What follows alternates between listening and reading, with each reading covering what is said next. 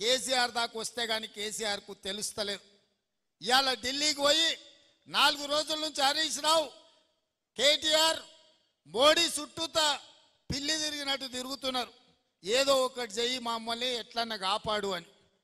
Congress party కార్యకర్తల్ని సతాయించినోడు ఎవడైనా లెక్క చెప్పాల్సిందే.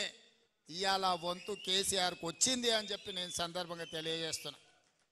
అందుకే మిత్రులారా, ఇవాళ ఈ వేదిక మీద నుంచి తెలంగాణ రాష్ట్రంలో ఉన్న నిరుద్యోగ యువకులకు నేను ఒక మాట చెప్పదలుచుకున్నా. 10 ఏళ్ళు ఆనాడు తెలంగాణ ఉద్యమంలో తెలంగాణ రాష్ట్రం కోసం కొట్లాడి 10 ఏళ్ళు తెలంగాణ రాష్ట్రం వచ్చినాక మీ ఉద్యోగాల కోసం ఉపాధి కోసం కొట్లాడిండు. ఆ 20 ఏళ్లలో ఏ నియామకాలు జరగలేదు. కానీ కాంగ్రెస్ అధికారంలోకి వచ్చిన వెంటనే 90 రోజుల్లో 30,000 ఉద్యోగ ఖాళీలు భర్తీ చేసి నిరుద్యోగ యువకులకు ఉద్యోగాలు ఇచ్చింది కాంగ్రెస్ పార్టీ కాదా? మాకు తెలుసు ఆ బాధ ఏందో. ఉద్యోగాల కోసం పిల్లలు ఎట్లా కష్టపడుతున్నారో తెలుసు కాబట్టి 90 రోజుల్లో 30,000 ఉద్యోగాలు ఇచ్చినాం. ఇదే కాకుండా ప్రభుత్వ ఉద్యోగస్తులకు ఎప్పుడు జీతం వస్తుందో తెలియని పరిస్థితి నుంచి ప్రతి నెల 1వ తారీఖు నాడు ఇవాళ ప్రభుత్వ ఉద్యోగస్తులకు జీతభత్యాలు ఇచ్చే పరిస్థితి కాంగ్రెస్ పార్టీ తీసుకొచ్చింది. ఇదే కాదు, డిఎస్సి నోటిఫికేషన్ గ్రామాలలో తండాలలో గూడాలలో పేదోళ్ళ పిల్లలు చదువుకోవాలి, టీచర్ల నియామకాలు చేపట్టాలి అని డిఎస్సి నోటిఫికేషన్ ఇచ్చి 11,500 ఉద్యోగ ఖాళీలు భర్తీ చేయడానికి ఇవాళ పరీక్షలు పెడితే ప్రతి తలమాసినోడు వచ్చి డిఎస్సి పరీక్షను పోస్ట్ పోన్ చేయమంటారు. నేను అడగదలుచుకున్న ఈ వేదిక మీద నుంచి 10 ఏళ్ళ డిఎస్సి నోటిఫికేషన్ ఇయ్యనందుకే కదా పిల్లలు కొట్లాడింది, పరీక్షలు పెట్టమన్నది. 2022లో నోటిఫికేషన్ ఇస్తే ఇప్పటి వరకు పరీక్షలు జరగలేదు, పెట్టమనే కదా అన్నది. మనం క్యాలెండర్ డేట్ ప్రకారం ఇవాళ డిఎస్సి నోటిఫికేషన్ ఇచ్చి పరీక్షలు పెడుతుంటే కొంతమంది టీఆర్ఎస్ సన్నాసులు పరీక్షలు రాయనోళ్లను చదువు రానోళ్లను ఇవాళ ప్రభుత్వం పరీక్షలు వేయాలంటారు. గ్రూప్ 1 పరీక్షలు వాయిదాలు వేయాలంటారు.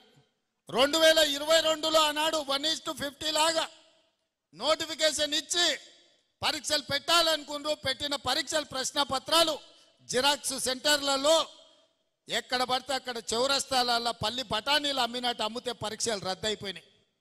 మనం వచ్చిన వెంబడే గ్రూప్ 1కు నోటిఫికేషన్ ఇచ్చి ప్రిలిమినరీ ఎగ్జామ్స్ మొత్తం నిర్వహించి సరైన సమయంలో 4 లక్షల మంది విద్యార్థులు పరీక్షలకు అప్లికేషన్లు పెట్టి 3 లక్షల మంది పరీక్షలు రాసి నిన్నగాక మొన్న 31,000 మందిని ఈ పరీక్షలకు పాస్ చేసి గ్రూప్ 1లో ప్రిలిమినరీ రిజల్ట్స్ ఇచ్చినాం.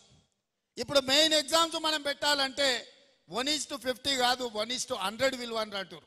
అంటే ఒక ఉద్యోగం ఉంటే 50 మందిని ప్రాథమిక పరీక్షలలో పాస్ చేసి మెయిన్ ఎగ్జామ్స్కు పిలుస్తామని చెప్పినాం. సగం దూరం వచ్చినాక ఇప్పుడు 50 కాదు 100 మంది పిలువ అంటారు.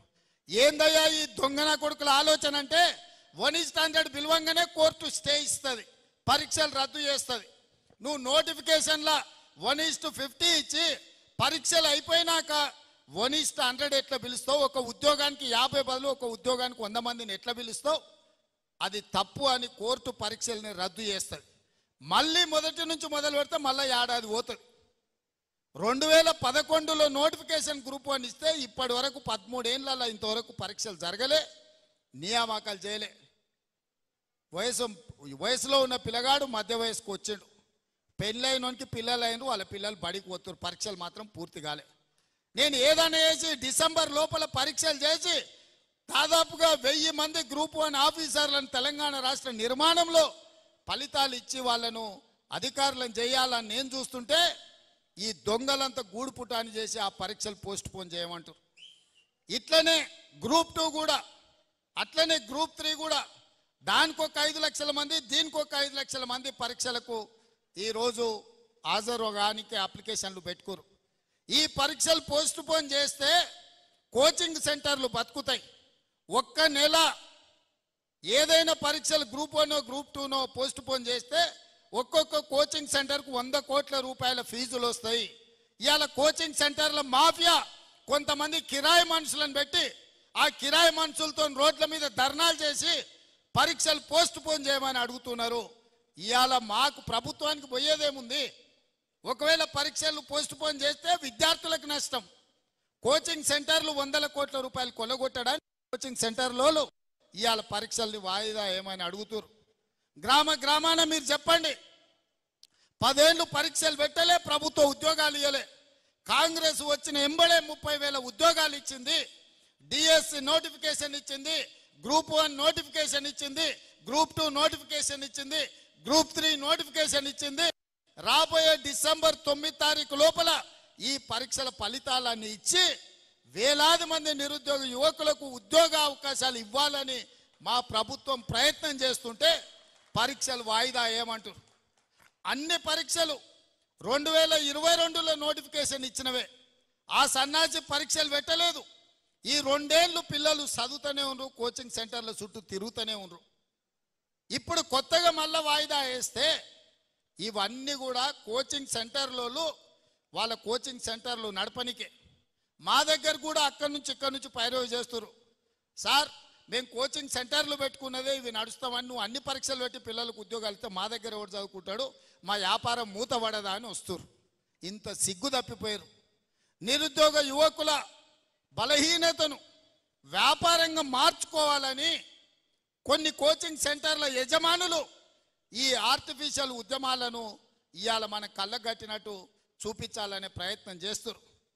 ఎప్పుడు కేసీఆర్ బలహీన పడతాడో, ఎప్పుడు కేసీఆర్ పతనం అవుతాడో విద్యార్థులను రెచ్చగొట్టి వాళ్ళని సావగొట్టి వాళ్ళ శవాల మీద పార్టీని బతికించుకోవాలని ఈ సన్నాసోడు విద్యార్థుల శవాల కోసం ప్రయత్నం చేస్తున్నాడు. ఆనాడు 6 అడుగులు ఉన్నాడు, 100 రూపాయలు పెట్టి లీటర్ పెట్రోల్ తెచ్చుకుండు, కానీ 10 పైసలు పెట్టి అగ్గిపెట్టే తెచ్చుకోలే. పెట్రోల్ డ్రామాతో హరీష్ రావు డ్రామా ఆడితే ఇది నిజం అనుకొని శ్రీకాంతాచార్య అని పేదోళ్ళ బిడ్డ పెట్రోల్ పోసుకొని తెలంగాణ ఉద్యమంలో ప్రాణ త్యాగం చేశాడు. అక్కడి నుంచి ఈశాన్ రెడ్డి, వేణుగోపాల్ రెడ్డి, కానిస్టేబుల్ కిష్టయ్య, యాదయ్య ఇట్లా వందలాది మంది పిల్లలు ప్రాణాలు తీసుకున్నారు. కానీ కేసీఆర్ కుటుంబంలో ఒక్కరన్నా చచ్చిపోయినానే ఎన్నడనా? మళ్ళీ ఇప్పుడు అదే మోతీలాల్ అని ఒక లంబాడి బిడ్డను ఇవాళ రెచ్చగొట్టి దీక్ష కూసబెట్టారు. ఇంకొక బక్క జడ్సన్ అని ఒక దళితుని దీక్ష కూసబెట్టారు. ఇవాళ ఇంకో కోచింగ్ సెంటర్ ఆయన దీక్ష కూర్చున్నాడు. ఎందుకు మోతీలాల్ కూర్చోవాలి, ఎందుకు బక్క జడ్సన్ కూర్చోవాలి?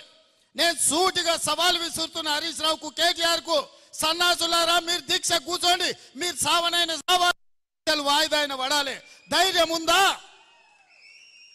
రాండి ఉస్మానియా యూనివర్సిటీకి వచ్చి ఆర్ట్స్ కాలేజ్ ముందల బామార్దుల ఆమరణ నిరాహార దీక్ష కూర్చోండి.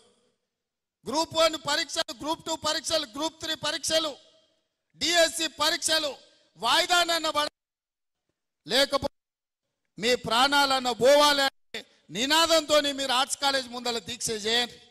మేము కాపలా ఇస్తాం, మిమ్మల్ని ఎవ్వడు ఆపడు, సూతం ఎన్రోల్ చేస్తారు. మీరిద్దరు